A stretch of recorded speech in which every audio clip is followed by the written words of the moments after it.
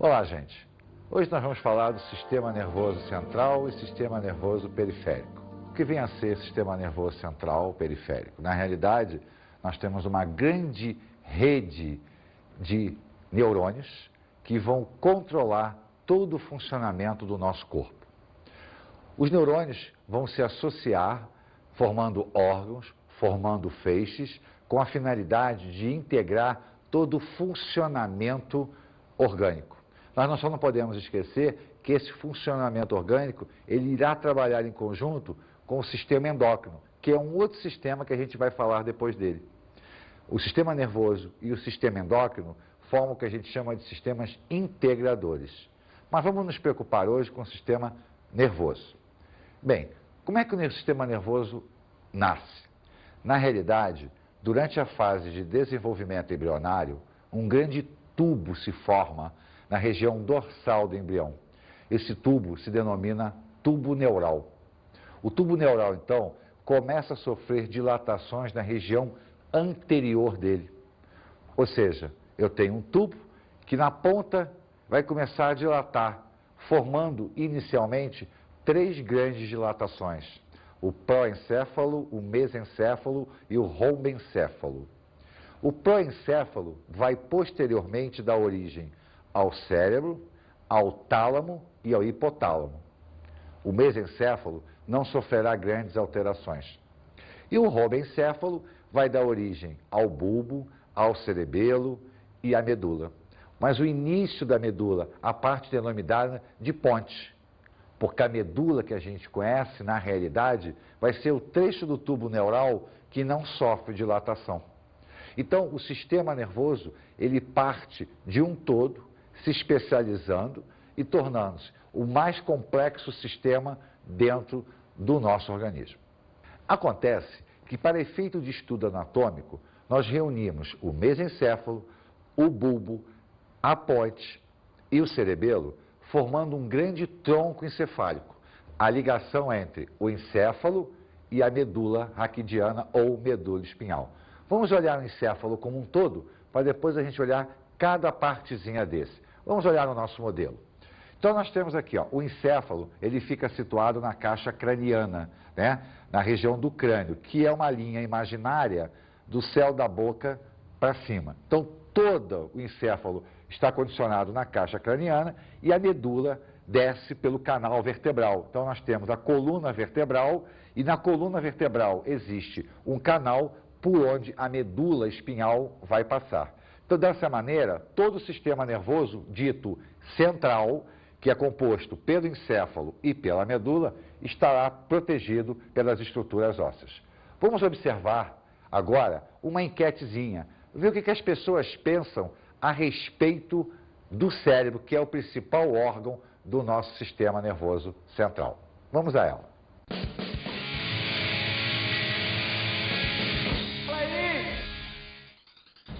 Oi pessoal, vou fazer uma perguntinha básica para vocês aqui de biologia. Vocês sabem por que chamam o cérebro de massa cinzenta? Não. Você sabe? Não. Vocês podem me falar por que o cérebro, as pessoas dizem que ele tem uma massa cinzenta? Por que chamam ele de massa cinzenta? Não faço ideia. E aí, vamos ver se esse pessoal que sabe alguma coisa sobre o cérebro humano. Qual a cor do cérebro? Bege. Vermelho. Azul. E aí pessoal, beleza? Vocês podem dizer pra mim qual a cor do cérebro? É bege, é rosada, salmão. Não é cinza. Ele é cinza. Ah, uma que ele é cinza. E a parte interna é branca. É. Deixa eu dizer o que é que faz o neurônio?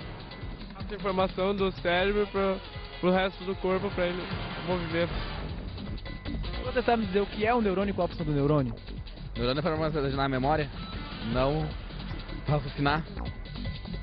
Você sabe me dizer qual a cor do cérebro? Que deve ser vermelho, sei lá. Estão com vergonha? Vem cá, vem cá. Eu queria que vocês me falassem qual a cor do cérebro. Cinzento. Será que tem alguma coisa falando aqui no livro? Então, você sabe me dizer qual a cor do cérebro? Laranjada. Cinza. Beleza. E no cérebro também, além da massa cinzenta, tem a parte branca, né? Vamos lá, olha só. A parte branca, ela é a parte interna. Ela é revestida pelos axônios. E a parte cinza? É a parte externa. Revestida por quê? Pelos neurônios. Finalmente, É o cara.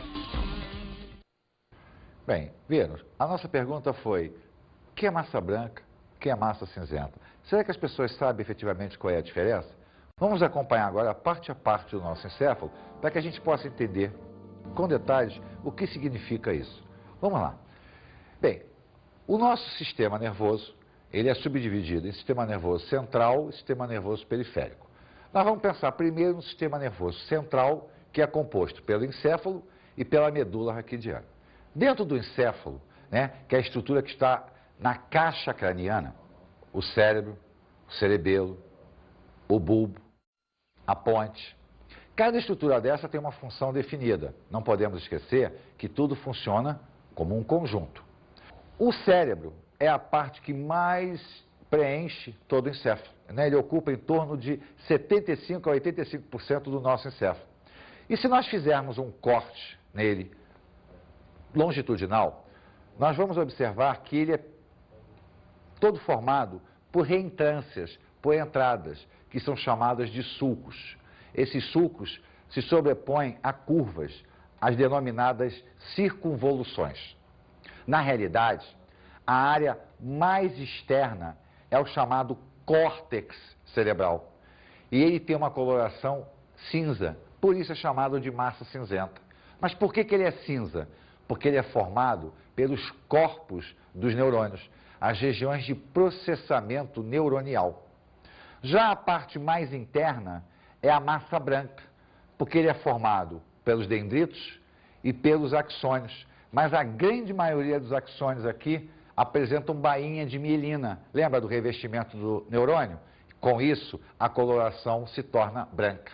Então nós temos a massa cinzenta de forma externa, que é a área de processamento, e a massa branca, que é a área interna, que é a área de transmissão do impulso, tanto de entrada no córtex, quanto de saída no córtex. O nosso cérebro é dividido em duas metades, dois hemisférios, o hemisfério direito e o hemisfério esquerdo. E esses hemisférios apresentam uma ligação através dessa estruturazinha aqui, chamada de corpo caloso. Na realidade, ele faz a ligação entre os dois hemisférios, o direito e o esquerdo. Sendo que a gente sabe que, além de cada regiãozinha do nosso córtex, né, dessa área aqui, ter uma função definida, a área auditiva, a área olfativa, a área de memória, a área de aprendizado, existe uma definição assim muito genérica, que o lado direito é o lado das áreas mais emocionais e o lado esquerdo do nosso cérebro, quer dizer, o hemisfério esquerdo, é a área de um raciocínio mais lógico. Mas lembre-se, há uma interligação constante entre eles através do corpo caloso. Todo esse trecho daqui é chamado tronco encefálico. E nós temos aqui a região do tálamo e a região do hipotálamo. A região do tálamo é a que vai fazer a convergência dos impulsos que chegam ao encéfalo, direcionando eles para a área do córtex, onde ocorrerá o processamento, e a saída deles em direção à medula espinhal, que vai transmitir os impulsos para todo o nosso corpo. Já a região do hipotálamo é a área de controle térmico, de controle hídrico. A região do hipotálamo é uma região assim misteriosa do nosso encéfalo. Ela é a sede das emoções, ela é a sede do controle de temperatura da gente. É ela que possui os chamados neurônios secretores. Os neurônios secretores são capazes de produzir hormônios que vão passar por uma glândulazinha chamada de hipófise e dela para o nosso corpo. É nessa região daqui que nós temos a produção do ADH, o hormônio antidiurético, aquele que controla a reabsorção de água lá no tubo contornado distal. Com isso, essa região responde pelo controle da água, o controle hídrico e o controle de temperatura. Esse trecho daqui é a região do mesencéfalo, que associado ao conjunto como um todo, vai dar o controle do equilíbrio da gente. Só que, na realidade, o equilíbrio humano, dos mamíferos de uma maneira geral, ele é extremamente complexo. Ele não funciona sozinho.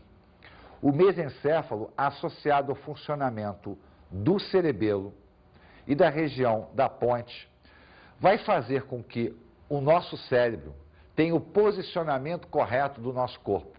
Mas para não sobrecarregar o funcionamento cerebral, esse trecho daqui do cerebelo e da região do bulbo, da ponte, etc., e do mesencéfalo, são capazes de coordenar o equilíbrio através de reações complexas, como é o caso de um andar de bicicleta, se equilibrar, sentar, levantar. Eles conseguem controlar o posicionamento do nosso corpo através de informações oriundas da região da orelha interna. Então, o conjunto de informações vai manter o nosso corpo em equilíbrio.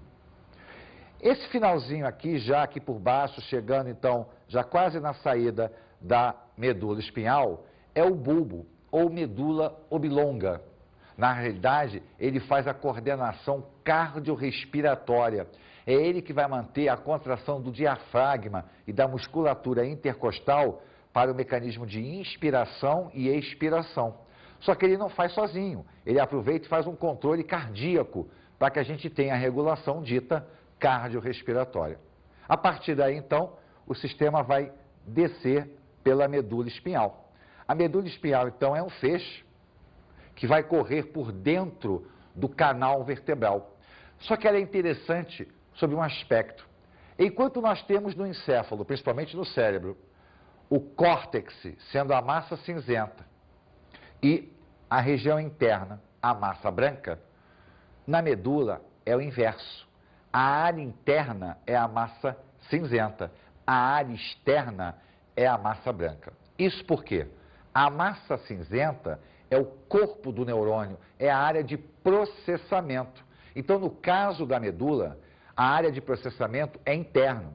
Externamente a ela estão as ramificações que vão levar e trazer os impulsos nervosos. Porque a medula tem uma grande função: transmitir os impulsos do corpo para a área encefálica e levar a resposta da área encefálica para o corpo. Além disso, a medula participa e muito do chamado sistema nervoso autônomo, que é um sistema que vai controlar determinadas funções do nosso corpo sem que o cérebro, cerebelo ou qualquer outra estrutura encefálica tenha que se preocupar. Então, dessa forma, nós vimos de uma maneira bem geral o sistema nervoso central, formado pelo encéfalo e pela medula. Agora, nós vamos falar das meninges. O que são as meninges? São membranas que revestem todo o sistema nervoso central, o encéfalo e a medula espinhal. Na realidade, existem 3 meninges: a dura mater, a aracnoide e a pia mater. Vamos dar uma olhadinha em cada uma do seu posicionamento a nível encefálico, lembrando que o posicionamento que a gente vê a nível encefálico é o mesmo da medula espinhal e as funçõezinhas dela. Vamos dar uma olhadinha no nosso esquema aqui. Nós temos aqui a estrutura óssea externa que forma o nosso crânio. A primeira meninge, situada logo abaixo da estrutura óssea, é a dura mater. É a meninge mais fibrosa, a mais resistente. Ela tem uma grande concentração de colágeno. Isso porque ela está muito próxima da estrutura óssea. A meninge intermediária é a chamada aracnoide. Ela ganha esse nome porque ela tem umas expansões, uns pilares que a apoiam sobre a terceira meninge, que é a pia mater, a mais sensível, a que fica apoiada mesmo, no sistema nervoso central.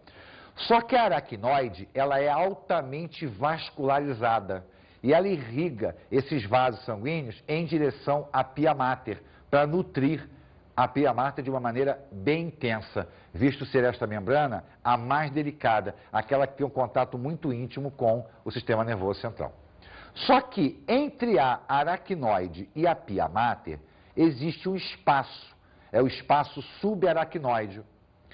Esse espaço é preenchido por um líquido, o chamado líquido espinhal ou líquido cefalorraquidiano ou simplesmente licor.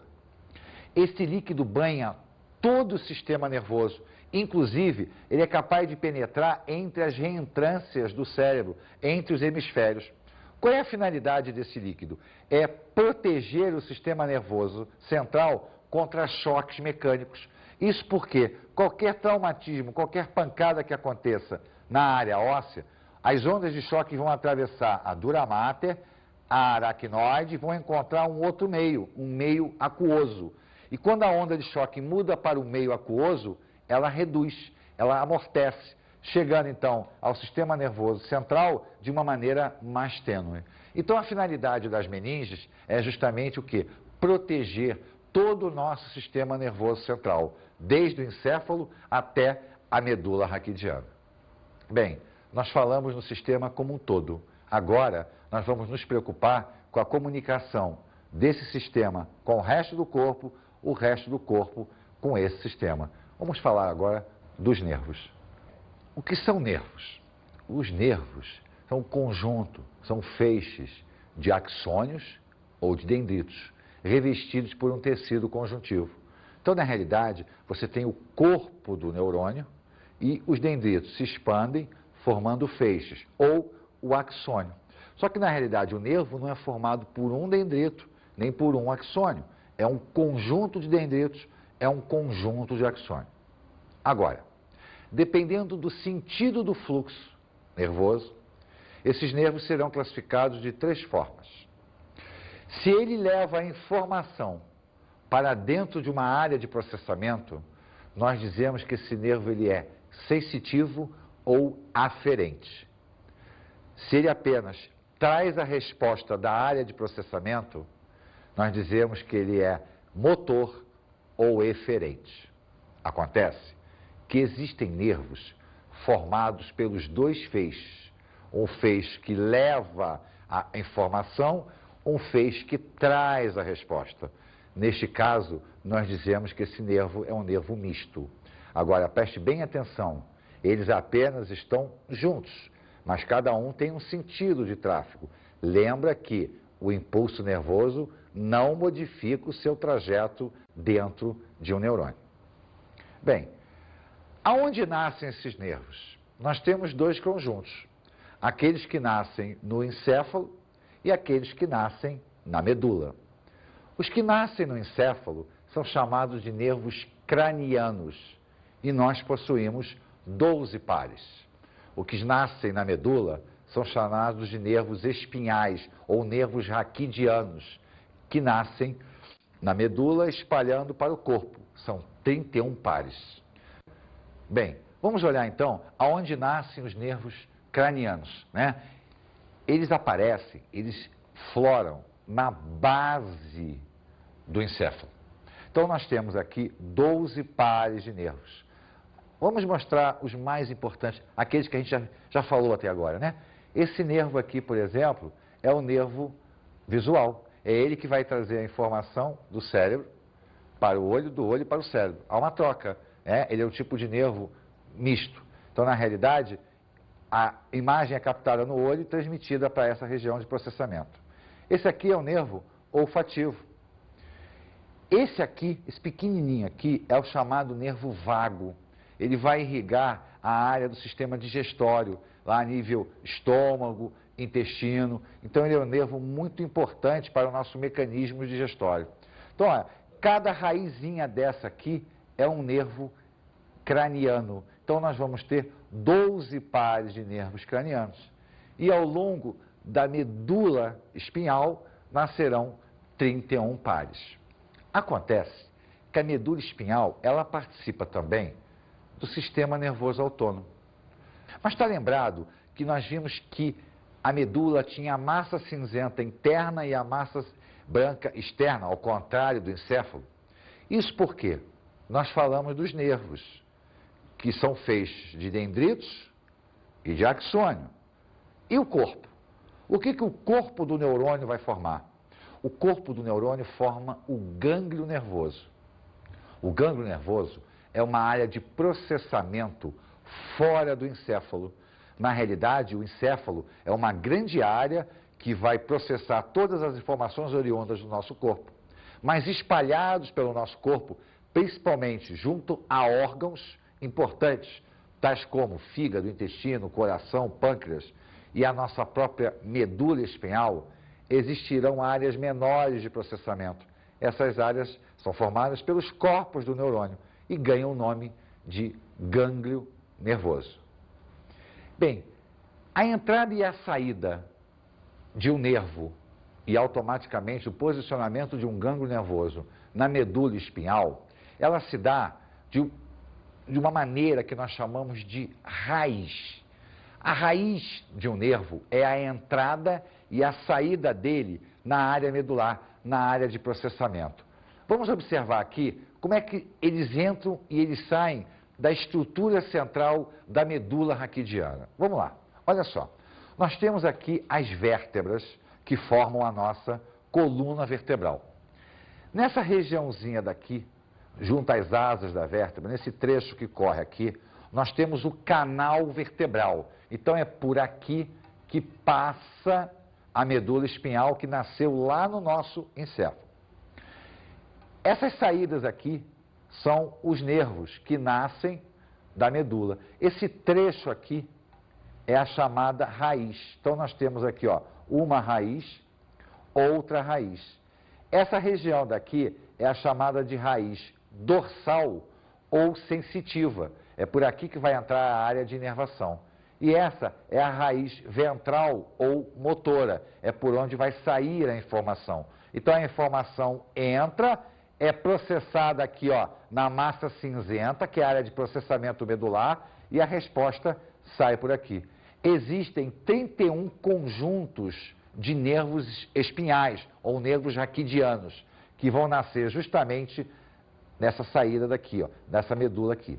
É importante a gente lembrar que eles saem, olha só, entre uma vértebra e outra. Acontece que como as vértebras são sistemas ósseos, elas possuem nesse pedaço daqui discos cartilaginosos que vai amortecer o impacto de um osso com o outro, devido à nossa postura, à nossa movimentação da coluna. Determinados desgastes, determinadas posições físicas, esforço, podem fazer com que esse disco se desloque, estoure e pressione uma inervação dessa aqui. Isso é que nós chamamos de hérnia de disco. Por isso a hérnia é tão dolorosa, por isso ela dá dificuldade motora. A raiz dorsal e a raiz ventral de um nervo é extremamente importante quando a gente olha a medula como um funcionamento do sistema nervoso autônomo. Acontece que, independente do sistema nervoso autônomo, nós nascemos com uma capacidade de defesa nata, ou seja, respostas elétricas, respostas nervosas, sem que nós precisemos pensar nisso. Esse fenômeno é chamado de um arco reflexo. Na realidade, é uma resposta de salvaguarda. Ele funciona para evitar que o nosso organismo sofra uma agressão maior do que naturalmente ela já sofreu, porque quando o ato acontece, alguma agressão já aconteceu. Um arco reflexo, então, ele pode ser dividido em simples ou composto. Depende de como a medula vai se comportar, porque é justamente a medula raquidiana que participará ativamente do processo do arco reflexo. Vamos acompanhar o nosso esqueminha aqui para que a gente possa entender o mecanismo de um arco reflexo. Um arco reflexo simples é aquele em que o estímulo vai acontecer, ele vai entrar por um nervo sensitivo, que é formado por neurônios sensitivos ou aferentes, passará pela área da medula, que compreende todo esse trecho aqui, e sairá através de um neurônio motor ou nervo motor, também denominado de eferente. Então acompanhe o trajeto comigo. O estímulo entrou, passou e saiu, indo a resposta para uma área muscular. Lembra daquela pancadinha que o médico dá no nosso joelho ou no nosso cotovelo? Esse se chama reflexo patelar. Na realidade, quando o médico bate, ele pressiona determinados gânglios, gerando um estímulo. A corrente elétrica vai atravessar todo o sistema e vai voltar no músculo. Por isso a nossa perna balança, por isso o nosso braço balança. Acontece que o nosso encéfalo não tomou conhecimento disso. Você até acha, porque você está vendo, mas a resposta elétrica foi direta. Mas em alguns momentos, ele toma consciência do fato. Ele toma através do chamado neurônio associativo. É o que nós chamamos de arco reflexo composto. Olha só, eu tenho um estímulo, o impulso vai entrar, e quando ele entra na área da medula, que corresponde a todo esse trecho, eu vou encontrar um neurônio associativo ou um neurônio de associação. Qual é a finalidade dele? É ligar o arco ao nosso sistema nervoso central, ao nosso encéfalo. A resposta vai continuar, por isso é um arco, ó. Partiu, passou e voltou. O encéfalo não precisa processar a informação para que o arco aconteça. Ele apenas vai tomar conhecimento de que o arco aconteceu. Por que que ele aconteceu? É como, por exemplo, você pega às vezes um objeto quente. Você pega um objeto quente e você solta esse objeto. Por quê? Porque ao segurar a temperatura, o estímulo, acionou aqui as terminações nervosas para o calor, o impulso veio pelo neurônio sensitivo, passou na nossa medula, veio a resposta para o braço e a mão abriu. Só que simultaneamente a isso, o neurônio associativo fez a conexão do arco com o nosso encéfalo. Então o encéfalo toma conhecimento do que aconteceu e, consequentemente, providenciará a resposta. Não a resposta do arco, mas uma resposta para que, novamente, isso aqui não aconteça. Visto que a finalidade do arco reflexo é evitar danos maiores ao nosso organismo. Que você queime mais a mão, ou bata alguma coisa no seu olho, bata a segunda, o seu olho vai fechar, né? A gente pisca quando alguma coisa toca. É um arco reflexo. Então, os arcos têm a finalidade de proteger. Vamos ver agora o funcionamento do sistema nervoso autônomo. Nós falamos tanto nele, mas na realidade, o que representa o sistema nervoso autônomo? Será que ele tem órgãos próprios? Será que na realidade ele funciona independente do central? Não, no fundo, todos eles funcionam de maneira coordenada. Olhemos agora esse nosso organograma do sistema nervoso periférico.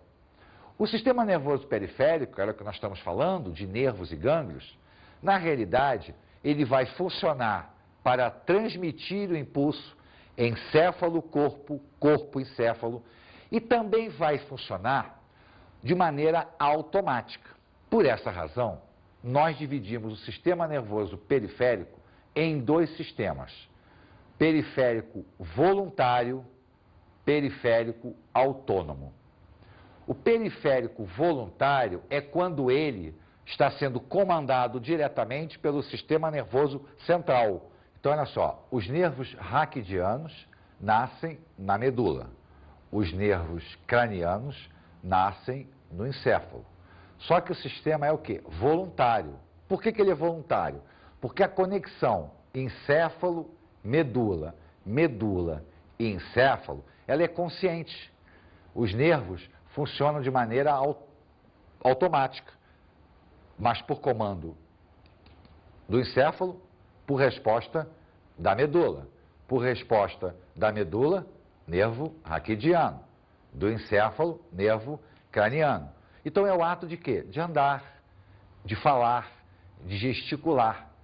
Isso é voluntário, ele acontece se você quiser. Porém, o mesmo conjunto de nervos pode trabalhar de maneira automática. É o caso do sistema nervoso autônomo. O nome está dizendo, ele é automático, autônomo, ele não depende de ninguém. Só que isso tem um problema. Se ele é autônomo, ele não tem um órgão controlador, como é o caso do central. Por esta razão, o sistema é subdividido em simpático e parasimpático. Na realidade, o funcionamento deles é o quê? Antagônico. Quando o simpático estimula, o parasimpático bloqueia. Quando o parasimpático bloqueia, o simpático estimula. Um exemplo, se o nosso coração bate mais rápido, é uma informação do simpático. Mas ao mesmo tempo o parasimpático está mandando ele bater mais devagar. Quando o nosso intestino aumenta o peristaltismo, é uma ordem do parasimpático. Mas ao mesmo tempo, o simpático está mandando ele funcionar mais devagar. Então esse funcionamento aqui antagônico permite o equilíbrio, visto que não existe um órgão controlador. Só que vamos lembrar de nervo. Nervo era um feixe de dendrito ou de axônio. Mas se eu tenho um dendrito, se eu tenho um axônio, eu tenho que ter um corpo do neurônio no meio do caminho. E esse corpo é um gânglio. Só que, ó, no sistema simpático, quer dizer, naqueles nervos que formam o sistema dito simpático, os seus gânglios vão ficar próximos da medula. Naqueles nervos que formam o parasimpático, os seus gânglios ficam próximos ou até dentro dos órgãos. Então, na realidade, o gânglio é uma área de processamento que não é encefálica, mas é importante. O autônomo tem a sua área de processamento, são os gânglios do simpático, são os gânglios do parasimpático. Esse mecanismo antagônico é que mantém a homeostase, que é o equilíbrio orgânico da gente. Mas lembra que quando nós falamos de neurônio, nós vimos que ele não se ligava a ninguém. Ele tinha um espaçozinho chamado de sinapse. E as sinapses funcionavam através dos chamados neurohormônios ou neurotransmissores. O sistema simpático e o sistema parasimpático, ele possui neurotransmissores próprios. O simpático, o mais importante neurotransmissor é a adrenalina ou noradrenalina. E o parasimpático é a acetilcolina. Então, os nervos que formam o sistema parasimpático, eles têm como comum o seu neurotransmissor, que é a acetilcolina. Os nervos que formam o sistema simpático têm o seu comum, que é a adrenalina ou noradrenalina, também conhecida nos meios médicos como epinefrina. Então, o sistema nervoso periférico, ele não é basicamente um conjunto de nervos. Na realidade, ele é uma grande e complexa rede nervosa que interagem a nível encefálico e orgânico. Depois de toda essa observação a nível anatômico e muito pouco fisiológico do sistema nervoso, vamos escutar o depoimento de um neurologista. A dor de cabeça. Existem dois tipos de dor de cabeça que nós classificamos em primária e secundária.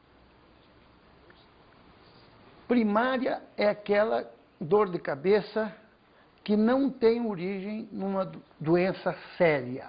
Por exemplo, um tumor cerebral. O indivíduo que me procura aqui com uma dor de cabeça, eu primeiro tenho que saber se essa dor de cabeça é primária ou secundária. A causa, tipo tumor, tipo infecção, tipo abscesso cerebral, tem uma série de outras dores de cabeça que nós temos na clínica privada e no hospital diariamente, que são as famosas enxaquecas. O que é enxaqueca? Enxaqueca é uma dor de cabeça que tem uma tendência familiar, não chega a ser hereditária, porque não segue as leis de Mendel, mas muitos membros de uma mesma família têm enxaqueca. Às vezes são de difícil cura. Está diretamente ligado à situação da pessoa. Pessoas que têm dificuldades de todas as formas, situacional, econômica, familiar, etc., são mais propícios a essa dor de cabeça. Mas existem outros distúrbios do sistema nervoso. Mal de Alzheimer, Parkinson, esclerose múltipla, que é a destruição da bainha de mielina, demência. Todas essas doenças, todos esses distúrbios são provocados por falhas genéticas, ou já de forma hereditária, ou aquelas adquiridas ao longo da nossa vida. Lamentavelmente, isso é uma situação muito comum dentro da espécie humana. Vamos agora às nossas dicas de estudo.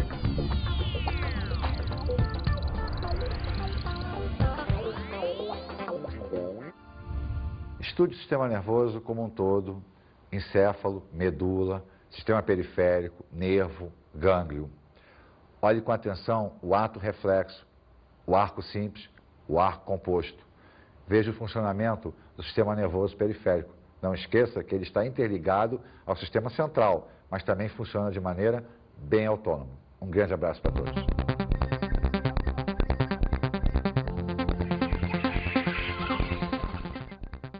Na aula de hoje, estudamos o sistema nervoso central e periférico.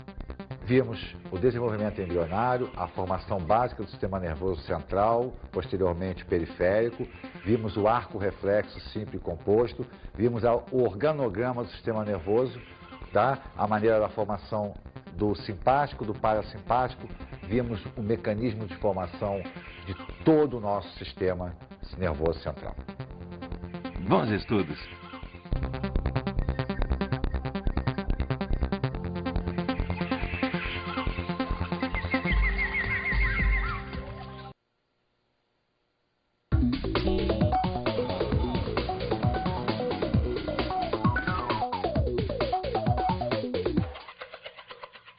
Dê ênfase à formação do sistema, o conjunto central, periférico, a subdivisão parasimpático, simpático, os arcos simples e compostos, para que o aluno possa entender todo o mecanismo de integração do sistema nervoso e, posteriormente, do sistema endócrino também.